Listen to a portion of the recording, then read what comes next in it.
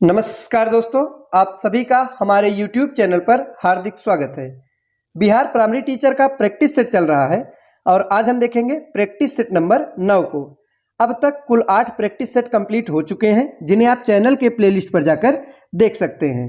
तो आज के इस प्रैक्टिस सेट में हम इंडियन नेशनल मूवमेंट यानी कि भारतीय राष्ट्रीय आंदोलन से संबंधित महत्वपूर्ण प्रश्नों पर डिस्कस करेंगे। तो आइए शुरुआत करते हैं। पहला प्रश्न है कि किसने कहा था कि दरो दीवार पे हसरत की नज़र करते हैं, खुश रहो अहले वतन हम तो सफ़र करते हैं। तो दोस्तों, ये जो पंक्ति है, प्रसिद्ध पंक्ति, यह किसके द्वारा कही गई है? तो इस प्रश्न का सही जवाब है ऑप्शन नंबर डी, यानी कि वाजिद अली शाह ने। तो उपर्युक्त जो पंक्ति है वो अवध के आखिरी नवाब वाजिद अली शाह की है और यह जो पंक्ति है यह भारतीय क्रांतिकारियों द्वारा इसका प्रयोग जेल में बंदी रहने के दौरान तथा फांसी दिए जाने पर किया गया था। अगला प्रश्न है कि भगत सिंह ने सेंट्रल असेंबली में बम फेंका था, तो किसके साथ मिलकर फेंका था, यह पूछा जा रहा है।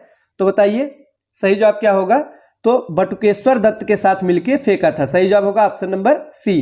जो सेंट्रल असेंबली में भगत सिंह ने बम फेंका था तो बटुकेश्वर दत्त के साथ मिलकर उन्होंने बम फेंका था। आगे है कि हिंदुस्तान सोशलिस्ट रिपब्लिकन एसोसिएशन की स्थापना हुई थी, तो पूछा जा रहा है कि किस वर्ष हुई थी? तो 1928 में। सही जवाब होगा ऑप्शन नंबर डी, 1928। अगला प्रश्न है कि निम्नलिखित में से किसने बाहरी ब्रिटिश सरकार को सुनाने हेतु केंद्रीय विधानसभा में 8 अप्रैल 1929 को बम फेंका था? तो बताइए किसने बम फेंका था? तो दोस्तों, भगत सिंह और बटुकेश्वर दत्त दोनों साथ मिलकर बम फेंके थे। तो इस प्रश्न का सही जवाब क्या होगा? ऑप्शन नंबर डी, यानी 1 और 4। अगला प्रश्न है कि हिंदुस्तान सोशलिस्ट रिपब्लिकन एसोसिएशन के संस्थापक नेताओं में से एक थे। तो हिंदुस्तान सोशलिस्ट रिपब्लिकन एसोसिएशन के जो संस्थापक नेता हैं उनमें से एक कौन थे? तो भगत सिंह उनमें से एक थे। सही जवाब होगा option number B, Bhagat Singh. और दोस्तों, चंद्रशेखर आज़ाद के नेतृत्व में हिंदुस्तान सोशलिस्ट रिपब्लिकन एसोसिएशन की स्थापना की गई थी और जिसके संस्थापक नेताओं में भगत सिंह भी शामिल है। अगला प्रश्न है कि किसने सचिंद्र सान्याल द्वारा स्थापित हिंदुस्तान रिपब्लिकन एसोसिएशन का नाम बदलकर हिंदुस्तान सोशलिस्ट रिपब्लिकन एसोसिएशन कर दिया गया था? तो नया नाम में सोशलिस्ट शब्द जोड़ा गया था, तो यह किसके द्वारा किया गया था? तो चंद्रशेखर आज़ाद द्वारा किया गया था। किसके द्वारा? चंद्रशेखर आज़ाद। तो चंद्रशेखर आज़ाद के ही नेतृत्व में 1928 में, सन याद रखिएगा, तो 1928 में दिल्ली के फिरोज शाह कोटला मैदान में, तो कहाँ पे स्थान है? दिल्ली। तो वहाँ पे हिंदुस्तान रिपब्लिकन एसोसिएशन का नाम बदल दिया गया और नया नाम क्या रखा गया? तो इसमें सोशलिस्ट शब्द को ऐड किया गया, तो नया नाम था हिंदुस्तान सोशलिस्ट रिपब्लिकन एसोसिएशन। तो किसने किया था? चंद्रशेखर आज़ाद ने। कब किया था? 1928 में। और कहाँ किया था? तो दिल्ली में किया था। आगे है कि वर्ष 1928 में हिंदुस्तान सोशलिस्ट रिपब्लिकन एसोसिएशन की स्थापना कहाँ हुई थी? तो अभी हमने बताया, तो दिल्ली में हुई थी। इसकी स्थापना कहाँ पे हुई थी? दिल्ली में हुई थी। सही जवाब होगा दिल्ली। आगे है कि क्रांतिकारी चंद्रशेखर आज़ाद को अंग्रेजों ने कैसे मार डाला था? तो बताइए। तो मुठभेड़ में गोलियों से। आगे है इंकलाब जिंदाबाद का नारा किसने दिया? तो महत्वपूर्ण है, बताइए किसने दिया? तो भगत सिंह ने। सभी जानते होंगे यह प्रसिद्ध नारा भगत सिंह ने दिया था।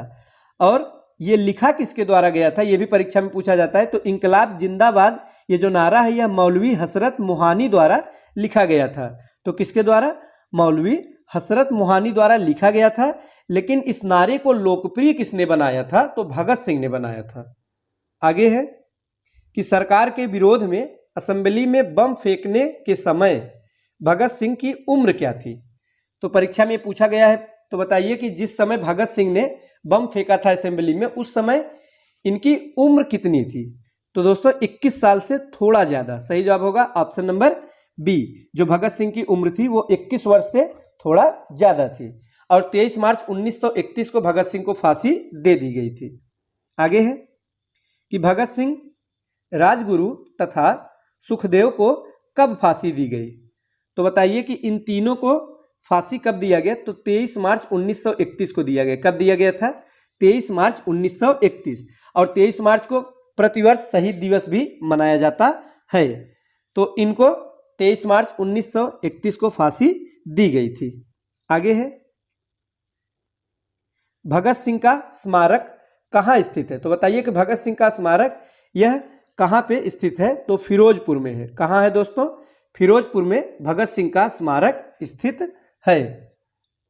अगला प्रश्न है कि लाहौर षड्यंत्र कांड में निम्नलिखित में से किस क्रांतिकारी को फांसी नहीं हुई थी।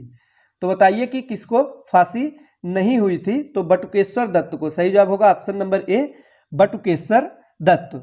तो दोस्तों जो लाहौर षड्यंत्र केस है, इसके अंतर्गत गवर्नर जनरल द्वारा जो कमेटी गठित की गई थी, तो 1930 में भगत सिंह, राजगुरु और सुखदेव को मौत की सजा सुनाई गई थी और बटुकेश्वर दत्त को काला पानी की सजा देकर इन्हें सेलुलर जेल, जो कि अंडमान में स्थित है, जिसे काला पानी की सजा कहा जाता है, वहां पे इन्हें भेज दिया गया था। तो फांसी किसे नहीं हुई थी? बटुकेश्वर दत्त को फांसी नहीं दी गई थी, बल्कि इन्हें अंडमान में जो सेलुलर जेल है वहां पे भेज दिया गया था। अगला प्रश्न है कि भगत सिंह को उसके दो साथियों के साथ 23 मार्च 1931 को फांसी दी गई थी। वे दो साथी कौन थे? तो बताइए कि वे दो साथी कौन थे। तो राजगुरु और सुखदेव थे। तीन लोगों को संयुक्त रूप से फांसी दी गई थी, जिनमें भगत सिंह, राजगुरु और सुखदेव शामिल थे। कब दिया गया था? 23 मार्च 1931 को फांसी दी गई थी। अब आइए देखते हैं हम अगला प्रश्न। अगला प्रश्न है कि भारतीय स्वतंत्रता के लिए फांसी पाने वाले प्रथम रिकॉर्डेड मुस्लिम का नाम बताइए। महत्वपूर्ण है। तो बताइए कि प्रथम रिकॉर्डेड मुस्लिम का नाम क्या है जिन्होंने भारतीय स्वतंत्रता के लिए जिन्हें फांसी हुई थी। तो अशफाक उल्लाह खां। सही जवाब होगा option number C, Ashfaq Ullah Khan. ये भारतीय स्वतंत्रता के लिए फांसी पाने वाले पहले रिकॉर्डेड मुस्लिम थे और इन्हें जो फांसी दी गई थी वो काकोरी षड्यंत्र केस में फैजाबाद जेल में 27 वर्ष की अवस्था में इन्हें फांसी दिया गया था। अगला प्रश्न है कि नीचे कुछ मुकदमों की सूची दी गई है, अंत में दिए गए कूट का प्रयोग करते हुए उन्हें तिथ्यानुसार सही क्रम का चयन कीजिए। तो हमें तिथि के अनुसार सही क्रम में चयन करना है। तो दोस्तों पहला है लाहौर मुकदमा। तो लाहौर मुकदमा यह गदर आंदोलन के बाद 1916 में चला गया। तो कब? 1916। तो सबका डेट हम लिखेंगे 1916 लाहौर मुकदमा। दूसरे नंबर पर है काकोरी मुकदमा। तो जो काकोरी षड्यंत्र है, यह जो मुकदमा 1925 में हुई। तीसरे नंबर पर मेरठ मुकदमा दिया गया है। तो दोस्तों ये जो मेरठ मुकदमा है, इसका सही डेट क्या है? तो 1929 है। कब हो? 1929 है। और लास्ट है कानपुर मुकदमा। तो जो कानपुर मुकदमा दिया गया है, यह दोस्तों 1924 में, इसकी डेट है 1924। तो इस प्रकार से तिथि के अनुसार सही क्रम क्या होगा? तो दोस्तों जो सही क्रम होगा वो है ऑप्शन नंबर सी, यानी सबसे पहले पहला, फिर चौथा, फिर दूसरा, फिर तीसरा।